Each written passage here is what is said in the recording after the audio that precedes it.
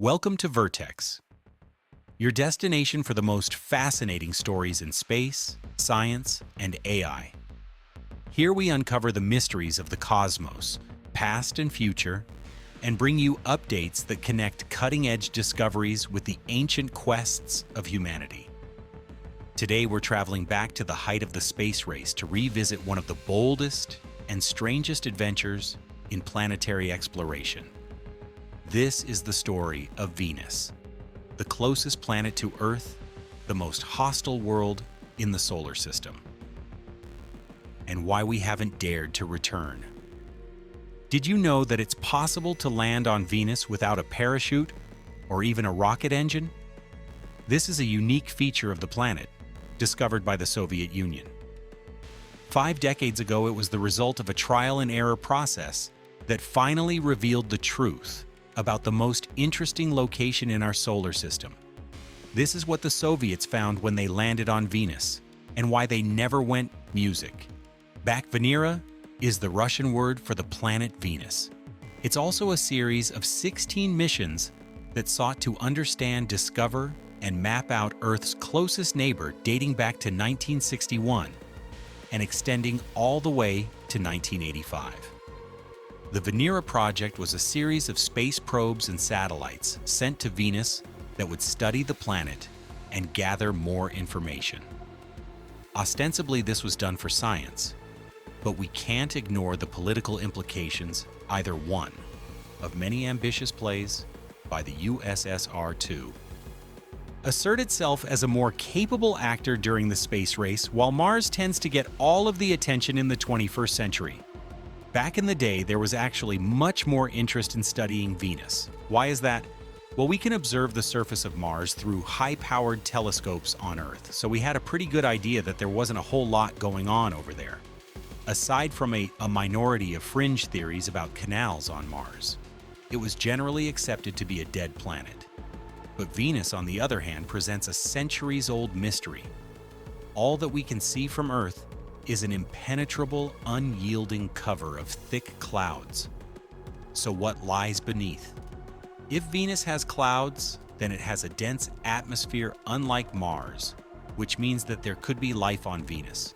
The closer proximity to the Sun, combined with the insulating cloud layer, would indicate that it must be hot on Venus, a tropical climate that spans an entire globe, covered with dense rainforests that support all nature of alien insects and reptiles like a prehistoric Earth. This was more plausible than the Martian theory, but even still was not widely regarded by the scientific community. Of the day, the famous astronomer Carl Sagan had already popularized the notion that the unbreaking cloud cover of Venus was indicative of a greenhouse effect that had gone wildly out of control and superheated the planet, meaning that the world below the clouds would be nothing more than a scorched hellscape. But there was only one way to find out. As with all of the early milestones in the space race, the Soviet Union was the first to make an attempt to study Venus up close. The year was 1961. The Soviets built 2 probes, Venera 1 and Venera 2. This was a common procedure in the first decades of space exploration to launch missions in pairs, because there was still a very high likelihood that one of them was going to fail. You really have to appreciate the ambition of these primitive interplanetary flights, with nothing more than an adding machine to guide them. The Russian engineers strapped a rocket engine too. Their probe loaded it on top of a ballistic missile called the R-7 and set course for Venus. Then they let it rip and hoped for the best. The good news is that both probes were able to fly within 100,000 kilometers of Venus. The bad news is that both probes experienced a full system failure before reaching their destination, and therefore no usable data was returned. Then in 1962, the Americans succeeded where the Soviets had failed their Mariner. 2 probes flew within 35,000 kilometers of Venus and completed the first up-close observation of another planet during a 42-minute scan of Venus Mariner. 2 gathered significant data on the Venusian atmosphere and the surface from both the night and day side, the findings confirmed Sagan's theory about the greenhouse effect. Mariner 2's microwave radiometer indicated temperatures of up to 49 degrees Fahrenheit, or 237 degrees Celsius, on the dayside Mariner. 2 also found that there was a dense cloud layer that extended from 56 to 80 kilometers above the surface. Based on this data, NASA largely decided to pass on further exploration of Venus in the short term, considering it an environment totally inhospitable for either man or machine, so they switched focus to the Moon and Mars. But the Soviets were less convinced. They redoubled their efforts and prepared the second wave of Venera probes. They still had no idea just how bad things were about to get. It's 1966, and the Soviets have built a bigger and tougher spacecraft for Venera 3 and 4. It's now weighing in at over 2,000 pounds, equipped with a variety of instruments like a barometer, a radar altimeter, gas analyzers, thermometers, and a detachable pod that would serve as a descent module. The idea was that the descent module would parachute down through the Venusian atmosphere and take readings about the composition temperature and pressure all the way down to the surface. In reality, things got a little complicated. Venera 3 experienced another system failure along the way, but the Soviets' aim was true. So the probes still managed to hit Venus like a bullet and slam right into the surface, which became the first man-made object to ever crash into another planet. The USSR actually scored a hat-trick on impacting near-Earth bodies.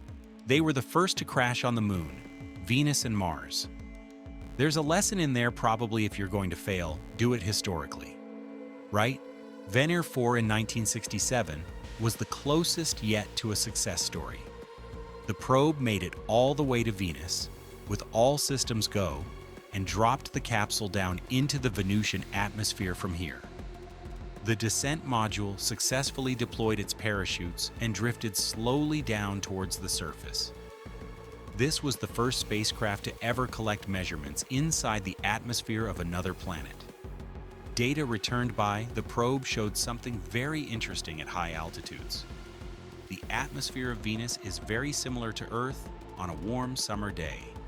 Perfectly hospitable temperature and pressure downright comfortable even.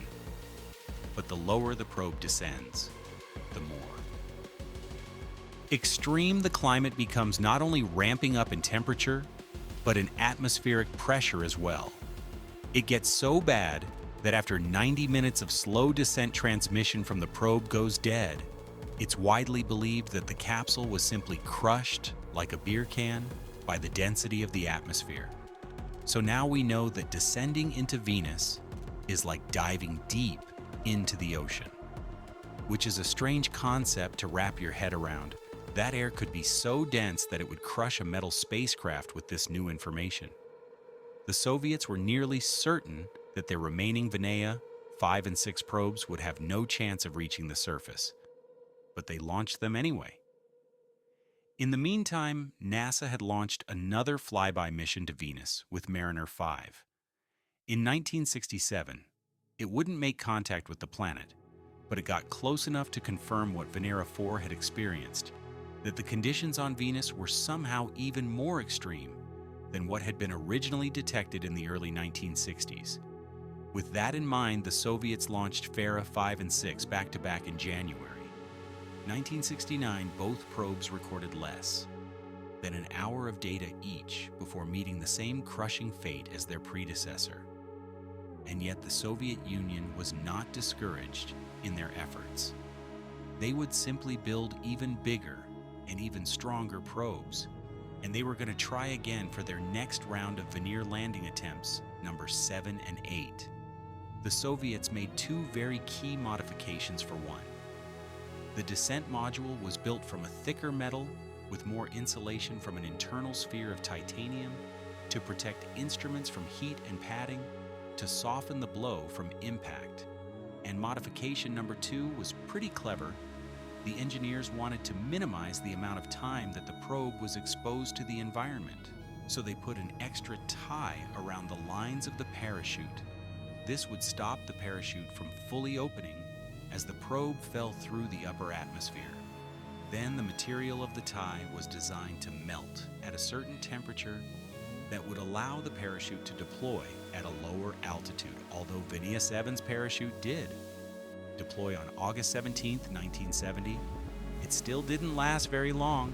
The material somehow got ripped, or it just straight up melted. But either way, the landing module ended up dropping, like a rock, reaching a terminal velocity of 61 kilometers per hour before bouncing off the Venusian surface again based on that transmission. The observers back on Earth assumed that they were looking at yet another failure to reach the surface alive, but that was not the case. Even with a busted-up antenna, the lander was sending back information. And what Venera 7 found would confirm scientists' worst fears. The temperature recorded at the surface showed 475 degrees Celsius, or roughly 900 degrees Fahrenheit, hot enough to melt lead, and far too hot for any machine to operate reliably. And yet the Soviets were somehow undeterred. In 1972, they would try it all again with Venera 8. Miraculously, this mission would not face any technical difficulties along the way. The descent module touched down softly on the planet's surface, with all of its instruments intact, and recorded for just less than 1 hour. So by now we know that the temperature on Venus exceeds 900 degrees. The pressure on the surface is equivalent to 92 times that of the atmosphere on Earth, which is comparable to being 1 kilometer below water. And if that wasn't enough, the lower atmosphere is filled with sulfuric acid, which is the stuff inside a car battery. Now you would think all of this confirmed knowledge would finally deter even the most committed engineers. But the Soviet Union just didn't believe in quitting. I mean, until they literally quit being a union entirely overnight. The whole wall coming down thing. But we're not going there today. Where we are going is back to Venus, because Venera 8 revealed one last fact that was too good to pass up. Even with the dense cloud cover, there's still enough sunlight reaching the surface of Venus to take a photograph for Venera 9. The Soviets made a fundamental change to the probe's design. You can see this just by looking at it. There's some crazy stuff going on. Here, the descent capsule itself has been beefed up yet again. We are now tipping the scales at nearly 5 metric tons. But the standout features have to do with a new landing procedure, given everything that we now know about Venus. We want to keep our probe's exposure to the environment as minimal as possible. And we also learned that even after being dropped accidentally and plummeting hundreds of meters, Venera 7 still managed to function. So what happens if we drop the probe intentionally? This is what's going on with the 2 rings at the bottom. Is actually the landing gear, or impact ring, just a flat metal circle connected to the main body by a series of shock absorber legs, and at the top is the new aero brake. This is how we land on Venus with no parachute required. This thing that looks like a weird hat is all that's really needed to get the speed of the probe down low enough for a safe landing that's putting the incredibly thick atmosphere of Venus to work. It behaves more like water than it does air. It's very trippy. Also, they did technically use a parachute just to slow the probe down in the upper atmosphere, like to get it down to subsonic speed. But the actual landing itself was a free fall straight into the ground from 47 kilometers above the surface now. Now, what about those cameras? This is the first photograph ever taken of Venus. It was captured on black and white film by Venera 9 in 1975. And what we're looking at is a field of broken, jagged rocks surrounded by a sand-like material. It's not exactly breathtaking. The photo is only interesting because it was taken on Venus. But I still think it's pretty cool. This is the view from Venera 10, an identical lander that arrived just a few days later. And now we are seeing flat ground with hardly any of those chunks of rock, just the smooth top of what was probably once an ancient lava flow. Venera 11 and 12 were less eventful missions. They failed to return any interesting photos due to lens cap failures. This was one of the tricks with Venus you have to protect the camera on. The way down or it'll melt prematurely, but then you have to rely on an automated system to reveal the lens, which didn't always work. Venera 133 unlucky number, but highly successful mission. In the year 1981, this probe returned the first ever color photo of the Venusian surface. And it's one of my favorites again. The surface around the lander is just flat sandy rock, but you can see just a touch of landscape beyond the probe. Landed near the edge of a cliff or the peak of a hill, you can get a sense of depth that makes it all seem more real and more alien. At the same time, scenes like this should make every person appreciate the Earth a little more, as most planets and moons in the galaxy probably look like Venus. All of the ones that we've found anyway. Barren, lifeless rocks anyway. You can also see the base of the lander again here. And what is the deal with those teeth? They look almost purposefully brutalist, but the teeth served an aerodynamic function. Metal teeth were added to the periphery of the impact ring in an effort to reduce spin and oscillation experienced by previous missions 11 and 12, which could lead to a pretty rough landing. But that's not all the Venera could do. The probe was also equipped with a drill and surface sample to analyze the Venusian soil. And what it found was a material very similar to a rock that we call tuff on Earth. It's essentially just solidified volcanic ash. Oh, and one more thing. Venera 13 carried a microphone so we can listen to the sounds of Venus. It's essentially just wind noise and the sound of the probe doing its thing. But again, like the photos, there's something very spooky and alien about it. Venera 14 was again pretty near identical. It found another flat plane of these smooth rocks, which were determined to be very similar to thetic basalt, which is a volcanic rock that makes up most of the Earth's ocean floor. And that was it. That was the last time that a man-made object reached the surface of Venus. There was some really cool stuff done with balloons. But that's a whole other story. What I want to dwell on here is why we never went back. One very obvious reason would be that it's a lot of work and a lot of expense for relatively little payoff. You can send a robot to Mars and it'll last for years, whereas the longest Evander ever made, it was about 2 hours. The Venera program came to an end, right as the Soviet Union itself was coming to an end. Leadership and priorities changed. Russia went through a tough time in the 1990s. We're also left with this paradox. Whereas our technology becomes more advanced, it also becomes more fragile. In many ways, the old Soviet Union was the perfect place to build a machine that would withstand Venus. And we may have lost that style of craftsmanship in the pursuit of ever cheaper and more efficient manufacturing. I saw an interview on TV the other day with an old NASA engineer, and he was talking about the Voyager 1 probe. He made the analogy that the computer on Voyager was about as capable as a pocket calculator of the 1970s. Today we can fit the computing power of an iPhone in our pocket, but does anyone really believe that we could shoot an iPhone into space and have it still operating 40 years in the future? Apple updates alone would make that impossible.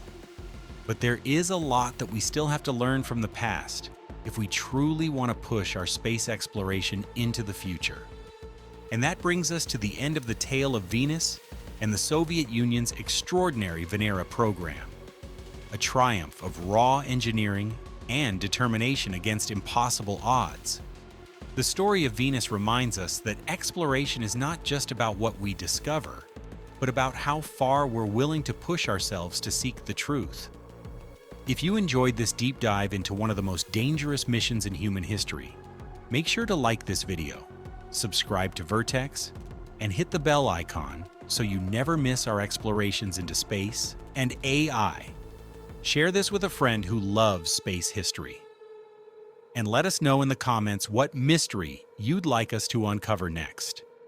Until next time, Keep looking up, stay curious, and remember, the universe always has more secrets waiting to be revealed.